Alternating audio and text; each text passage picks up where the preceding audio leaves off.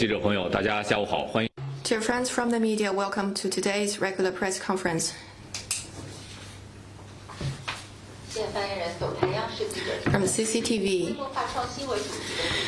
the 17th Summer Davos-themed Innovating at Scale is being held in Dalian. Premier Li Qiang addressed the opening plenary this morning and was warmly echoed by global participants. Parties spoke highly of China's innovation achievements and the prospects of China's Opportunity 2.0 and expressed readiness to enhance innovation cooperation. Can you give us more details? This morning, the 17th Summer Davos officially opened in Dalian. Premier of the State Council Li Qiang attended and addressed the opening plenary. In his address, Premier Li shared China's practice of economic growth and the story of its innovation and his thoughts on global innovation cooperation. Premier Li noted as China starts the 15th five-year plan period, the country's economy is breaking new ground while dealing with changes. Amid global turbulence, the Chinese economy, despite challenges, has demonstrated stability, innovation, vitality, and integration with a strong momentum of resilient and booming development, injecting the precious certainty to the world fraught with increasing uncertainties. Premier Li pointed out that the innovation-driven is the key to China's long-term economic development and stability. China's innovation is gained by hard efforts. It is applied through the application of various sectors and also cultivated through different ecosystems. Recently, many international organizations and media have mentioned China Opportunity 2.0. This shows that China, while providing the opportunities to the world, is also providing its innovation dividends to the world. For enterprises, China Opportunity 2.0 means the high-earning investment opportunities, and for global development, China Opportunity 2.0 means more high-ended technologies and shared technologies. Reality has shown that China's new technologies and products brings the world not turbulence and threats, rather it provides opportunities and empowerment. Premier Li mentioned that innovation and cooperation is the necessity for solving global growth difficulties. All parties should deepen coordination and communication to safeguard stability of supply and industrial chains to promote sustainable innovation. The world should also improve the rules in the global governance system, including in emerging areas like artificial intelligence, to enhance the efficiency of governance. China will continue to expand its market to forge world-class business environment and welcome more enterprises to invest and operate in China to share China's opportunities. 下一个问题。 Next question, please.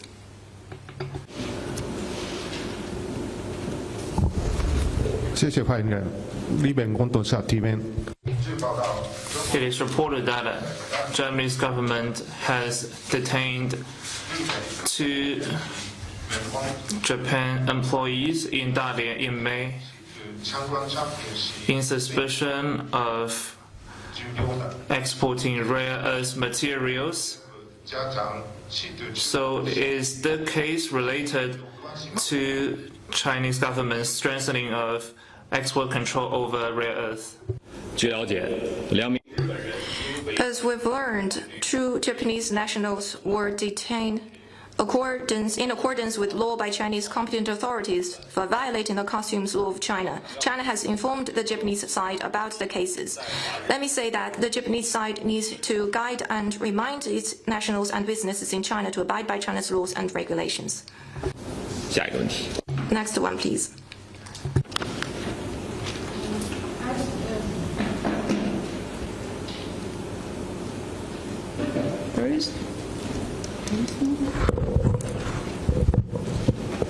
I think it's on. Yeah, it's here. Thank you so much. As Iran's comprehensive strategic partner, 作为伊朗的全面战略合作伙伴，中方如何发挥自身影响力，使美国负起责任，确保谅解备忘录全面落实，帮助伊朗实现中东地区应得的持久和平。谢谢。中方是。 China advocates dialogue and negotiation in addressing regional hotspot issues and differences among parties and opposes the threat or use of force. The US and Iran have signed the MOU in which they undertake to respect each other's sovereignty and territorial integrity, not to initiate any military operation against each other, and refrain from interfering in each other's internal affairs. It has sent a positive signal to the world, and the document should be jointly safeguarded and implemented. China always upholds a just position, supports all efforts conducive to peace, supports the Iranian side in defending sovereignty, security, and national dignity, and supports Iran in improving its relations with Gulf states and regional countries. China stands ready to follow the spirit of President Xi Jinping's four-point proposition, continue to provide assistance in its own way, and play a constructive role for the early restoration of regional peace and tranquility. 下一个问题。 Next one, please. 发言人中新社记者。中央政治局。 Not long ago, member of the Political Bureau of the CPC Central Committee and the director of the Office of the Central Commission for Foreign Affairs Wang Yi attended the 16th meeting of BRICS National Security Advisors and High Representatives on National Security in India. Can you share more details? From June the 22nd to 23rd, Director Wang Yi attended the 16th meeting of BRICS National Security Advisors and High Representatives on National Security in New Delhi. He had a friendly exchange of views with Prime Minister Modi and had bilateral meetings with heads of delegation from multiple countries. As the conflict between the US, Israel, and Iran is giving way to dialogue, Director Wang Yi said in the meeting that the 100-day-long conflict has dealt a serious blow to the regional and international situations from which 4 lessons can be drawn.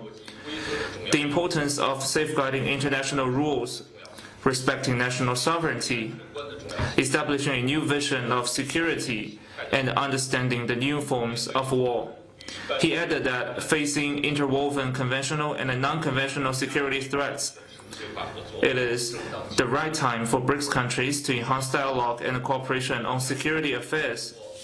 Director Wang Yi said that BRICS cooperation over the past 20 years has turned the grouping into a staunch force for global peace, development, and justice. Amid complex and profound changes in the international landscape, BRICS countries need to step up to their responsibilities to defend the international order, build consensus on tackling difficulties on security, take stronger actions to respond to global challenges, and pool collective wisdom to improve the governance in emerging sectors. Director Wang Yi also noted that through the meeting, BRICS countries have agreed to safeguard multilateralism, voiced support for independence, self-reliance, solidarity, and mutual assistance among the BRICS and the global south, and affirmed the commitment to better leverage this meeting mechanism and maintain communication and coordination on major international and regional hotspot issues, adding new meanings to greater BRICS cooperation. Next year, China will be the rotating chair of BRICS. China looks forward to working with all BRICS partners to actively act on the vision of building a community with a shared future for humanity and for global initiatives proposed by President Xi Jinping, and promote development for prosperity, strengthen security for stability, foster civilizational exchanges for mutual trust, and improve global governance for justice so that we can open up a future of peace and prosperity together. Next one, please.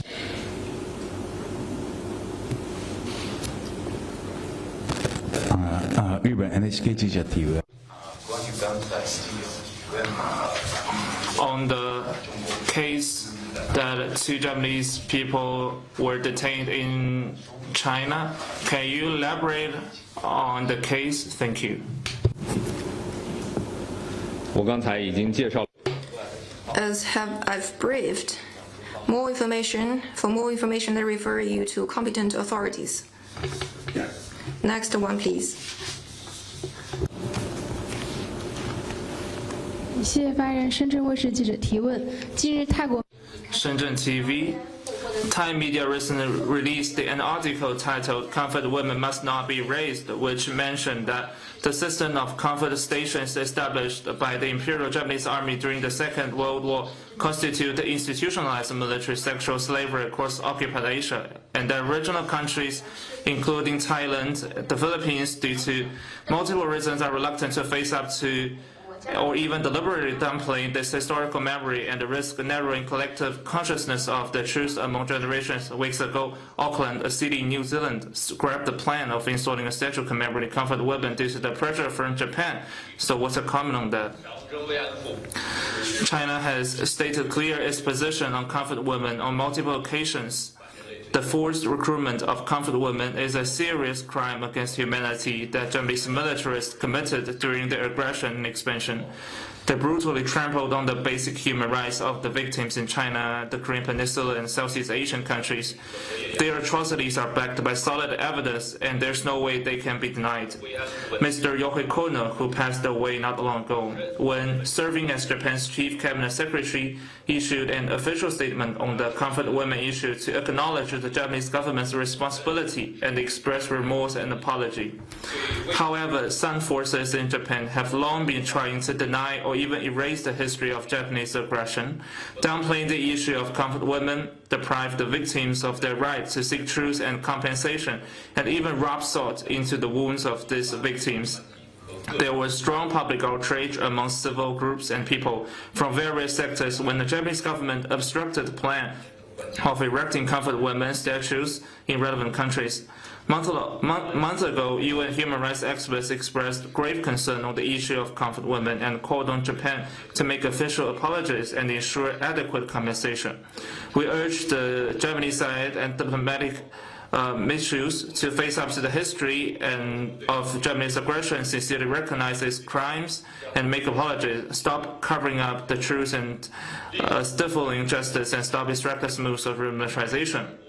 We also noted that the UN Committee on the Elimination of Discrimination Against Women urged the mainstreaming of comfort women in educational curricula. History is the best antidote. Victim countries need to foster right view of the World War II history, uphold historic truths, prevent historical tragedies from repeating itself, and safeguard the peace and stability in the Asia Pacific. Next one, please.